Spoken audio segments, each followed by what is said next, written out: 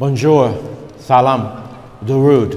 Hello and greetings to all of you gathered today in Paris. This year we join in solidarity in Paris in remembrance of the deadly rocket attacks on Camp Liberty, and to demand that the people in Camp Liberty be able to live without fear and uncertainty.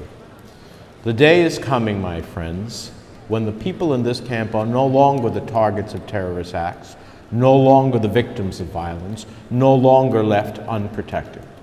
I have called on the government of Iraq and the United States government again and again to do more to ensure the safety and security of the people at Camp Liberty.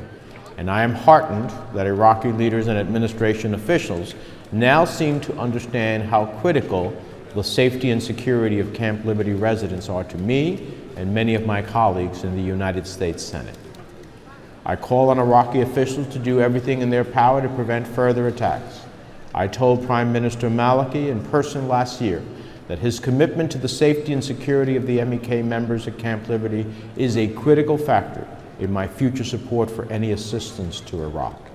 I want to acknowledge the important role played by the MEK leadership in exposing the duplicity of the regime in Tehran. We all know who ultimately holds power in Iran and who makes decisions. Iran's leadership has deliberately armed and trained Iraqi Shia militias to bleed U.S. forces in Iraq. It is a state sponsor of terrorism, and this will not change regardless of what happens at the negotiating table in Vienna or what happens in Iraq. The fact is, Iran is interested in working with us only to the extent that it protects its interests in pursuing its regional hegemonic goals. The fact is, Iran is a destabilizing influence throughout the region and continues to actively cultivate a network of terrorists and violent proxies across the Middle East.